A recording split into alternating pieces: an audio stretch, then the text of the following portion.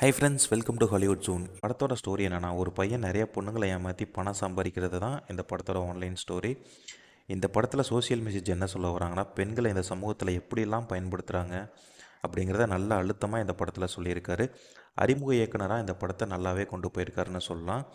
First ஹாஃபில் இது என்னென்னா, நாகர்கோவிலில் இப்போ காசின்னு ஒரு இஷ்யூ நடந்திருக்கும். உண்மையாக நடந்த கதையை தான் ஒரு படமாக எடுத்திருக்காரு. அந்த காசி இஷ்யூவை அப்படியே இந்த படமாக எடுத்திருக்காரு. ஃபர்ஸ்ட் ஹாஃபில் காசி ஒரு ஃபிசியோதெரபிஸ்ட்டாக இருப்பார். அவர் எங்கே பார்த்தாலும் நல்லவன் நல்லவன்னு சொல்லுவாங்க. அந்த காசியை காணுன்னு சொல்லிட்டு ஒரு கம்ப்ளைண்ட் வரும். அதை வச்சு விசாரணை முன்னெடுப்பாங்க. எங்கே போய் விசாரித்தாலும் அவர் நல்லது அது இதுன்னு சொல்லிகிட்டு இருப்பாங்க. கொஞ்சம் ஃபர்ஸ்ட் ஹாஃபில் விறுவிறுப்பாக கொண்டு போயிருப்பாங்க. காசி யார், ஏன் காணாமல் போனார், எப்படி என்ன அப்படின்னு சொல்லிட்டு கொஞ்சம் விறுவிறுப்பாக கொண்டு போயிருப்பாங்க.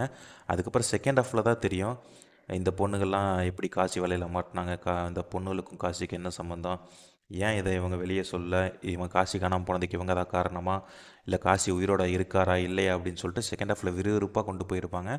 அது போக செகண்ட் ஹாஃபில் பார்த்தீங்கன்னா, இந்த கிளாமர் சீன்ஸ் நம்ம டீசரில் பார்த்தோமே, அந்த சீன்ஸ் எல்லாமே செகண்ட் ஹாஃபில் தான் வரும். அது என்னென்னு பார்த்தீங்கன்னா, ஓவர் கிளாமர் 4 ஹீரோயின்ஸ் இருந்தாங்க. ஓவர் கிளாமர் வல்கராகவும் இருக்கும். இவர் கொண்டு வந்த சோஷியல் மெசேஜை சொல்கிறதுக்கு ரொம்ப எல்லா சீன்ஸையும் உள்ளே கொண்டு வந்துட்டு எல்லாம் முடிச்சதுக்கப்புறம் அந்த பழைய 11 மணி காட்சி படங்கள்லாம் பார்க்கும்போது இப்படி எல்லா பிட்டையும் சொல்லிவிட்டு கடைசியில் சோஷியல் மெசேஜ் ஒன்று சொல்லுவாங்கள்ல, அது மாதிரி தான் இவர் எல்லா சீன்ஸையும் வல்கராக எல்லாத்தையுமே கொண்டு வந்துட்டு கடைசியில் ஒரு சோஷியல் மெசேஜ் மாதிரி சொல்லிட்டு இருப்பார். இதில் செகண்ட் ஹாஃபும் ஓரளவுக்கு நல்ல விறுவிறுப்பாகவே போச்சு. அப்படி தான் ரொம்ப கிளாமராக வல்கராக கில்மா படம் மாதிரி கொண்டு போயிட்டாங்க. பட் லாஸ்ட்டில் ஒரு சோஷியல் மெசேஜ் சொல்லியிருப்பாங்க. இது உண்மையாக நடந்த கதை தான் அப்படியே எடுத்திருக்காங்க. அதில் வர சின்ன சின்ன சீன்ஸ் கூட அந்த மந்திரி என்ட்ரி அது இதுன்னு சொல்லிட்டு நிறைய அப்படியே டீப்பாக அனலைஸ் பண்ணி படத்தை எடுத்திருக்காரு.